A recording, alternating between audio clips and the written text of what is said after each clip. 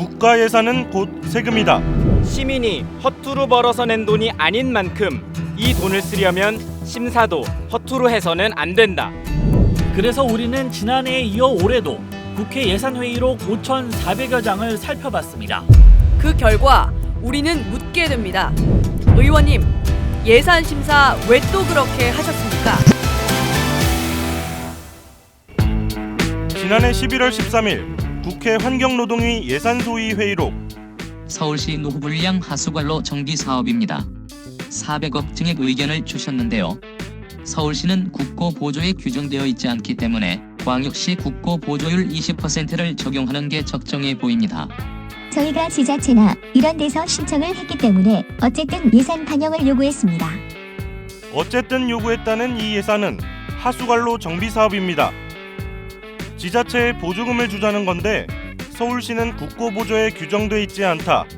그러니 광역시 보조율을 적용하자고 환경부 차관이 말합니다. 무슨 소릴까? 보조금 관리법 시행령입니다. 하수관로 정비 사업은 광역시나 도청 소재지, 시, 군 등에만 보조금을 줄 수 있다고 돼 있습니다. 서울특별시는 줄 수 없다는 뜻입니다. 하수도를 해야 될 필요성이 여러 군데 많은데 재원은 한정돼 있다 보니까 재정 여건이 좋은 시는 서울시 지방비로 서울시 돈으로 우선 하시고 돈이 좀 없는 지자체들부터 지원해주겠다라는 취지입니다. 그런데도 환경부 차관은 시행령을 어긴 예산 요구에 맞장구 친 셈입니다.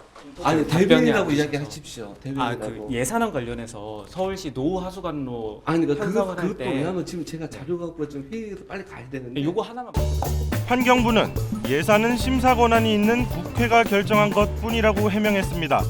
정부 예산안에 없던 서울시 노후 하수관로 정비 사업 예산은 국회에서 391억 원이 편성됐습니다. 예산을 요청한 의원들은 6명입니다. 취재진은 지난해에도 시행령을 어긴 예산 편성을 지적했습니다. 시행령을 조금 벗어나긴 했지만 시급성 여부를 따져서 국회에서 요청을 했고 이걸 먼저 고치시는 게 고치는 게 나은데 하수관로 정비 사업 2년 전 한정혜 의원이 관련법 개정안을 냈지만 서울시에 보조금을 주기엔 재정 자립도가 높다는 지적이 나왔고 법안은 계류 중입니다. 그런데 올해 또 같은 방식으로 예산이 편성된 겁니다. 올해 회의록을 또 보다가 같은 시행령에 된 게 있어서 좀 여쭤보려고 하는데 일단 저희 당첨 비서관 얘기를 좀 먼저 해주시죠. 한 의원 측은 법령엔 어긋나지만 안전 문제라 예산 지원을 해야 한다고 설명합니다. 서울시 하수관로 정비 사업도 물론 중요합니다. 그러나 예산은 한정적입니다. 누군가 많이 쓰면 다른 누구는 적게 쓰거나 못 쓰게 됩니다. 시행령을 어겨 서울시에 예산이 배정되는 사이 증액을 요청했던 경기도 등 28개 지자체는 지원 대상에서 빠졌습니다. 효율적으로 예산을 결정하기 위해서 보조금법이나 시행령이 결정된 거라고 생각이 됩니다. 국회의원들이 더욱 지키지 않는다면 더욱더 큰 문제죠. 내 돈이 안 들어가도 되니까 우선 국고 보조금부터 타려고 하죠. 그러면은 전부 그렇게 하면 국가는 쪼들 수밖에 없고요. 효율적으로 자원 배분이 될 가능성이 없잖아요. 법령을 어기는 등 정부의 예산 편성 원칙에 맞지 않는 사업은 2019년 예산에서 37개 사업 1,002억 원으로 분석됐습니다. 문제는 이뿐만이 아닙니다. 포항시 동해면과 흥해읍을 잇는 영일만 횡단 고속도로 사업을 한번 살펴보겠습니다. 지난해 11월 8일 국회 국토교통위 예산소위 회의록. 영일만 횡단 고속도로 건입니다. 내년에 예산이 국비가 반영이 안 된 상태인데 신규 반영해주면 좋겠습니다. 사업 계획 적정성 재검토를 KDI에서 했습니다. 그 결과 사업 추진이 부정적인 것으로 나왔습니다. 수용 곤란한 것으로 정리되었습니다. 소위의 결론만 봐선 예산 배정이 무산됐을 법한 영일만 횡단 고속도로 예산. 총 사업비 1조 7천억 원 공사에 설계비 명목으로 10억 원이 책정됐습니다. 어떻게 된 걸까? 영일만 대교 얘기를 하셨더라고요. 그쪽에서 이걸 좀 이렇게 얘기를 해달라고 요청이 와서 그냥 제가 얘기를 했습니다. 해당 지역구 의원이 부탁해 심사 때 도와줬다는 겁니다. 사업성 떨어지는 지역사업 예산이 어떻게 국회를 통과했을까?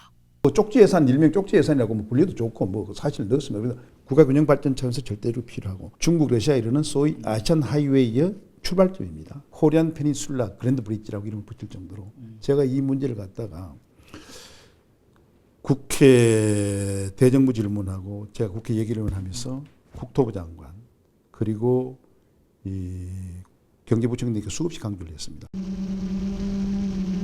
영일만 횡단 고속도로 사업은 지난 2008년부터 추진됐습니다. 그러나 2009년과 2011년 경제성이 떨어진다는 정부의 조사 결과가 나왔고 2017년 재검토 결과도 마찬가지였습니다. 그런데도 해당 지역 의원의 줄기찬 요구로 3년 연속 예산이 배정됐고 결국 한 푼도 못 썼습니다. 이 사업은 정부의 예비타당성 조사 면제 대상에서도 탈락했습니다. 정부가 경제성뿐만이 아니라 지역 균형 발전 관점에서도 우선순위가 뒤처진다고 판단한 겁니다. 이번 예산까지 4년 연속 예산만 타놓고 못 쓰게 될 처지입니다. 계속해서 요구하고 집어넣으려고 하는 것은 결국 지자체 그리고 지역의 그 표를 좀 얻기 위한 그런 선심성 정책 그런 측면이 좀 강하지 않나 그렇게 보고 있습니다. 국회의원들이 어쨌든 그 지역의 표를 통해서 당선되니까 대체로는 지역 주민들의 그런 수건 사업들을 풀어주려고 그런 방향으로 하는데 편성 과정에서 이제 상당히 치밀하지 못했던 측면이기 때문에 이제 불용 처리됩니다. 또 필요한 예산임에도 상당히 삭감되는 이런 부분도 발생할 수 있고 전반적으로 이제 예산 편성에 상당히 좀 공정하지 않는 측면에 좀 기여하고 있다 그렇게 보고 있습니다. 영일만 고속도로처럼 사업성이 낮은데도 예산이 편성된 사업은 모두 11건, 131억 원 규모입니다. 국회에서 어떻게 예산 심사를 한 건지 아예 기록조차 남아있지 않은 깜깜이 신규 사업도 지난해보다 2.5배 늘었습니다. 국민들 모르게 예산이 편성된 사업이 과연 제대로 추진됐을지 의문입니다. 합당한 근거가 부족해 보이는 예산들. 오늘 이렇게 또 묻지 않는다면 내년 예산 심사도 마찬가지가 될 겁니다. 의원님, 예산 심사 계속 그렇게 하실 건가요?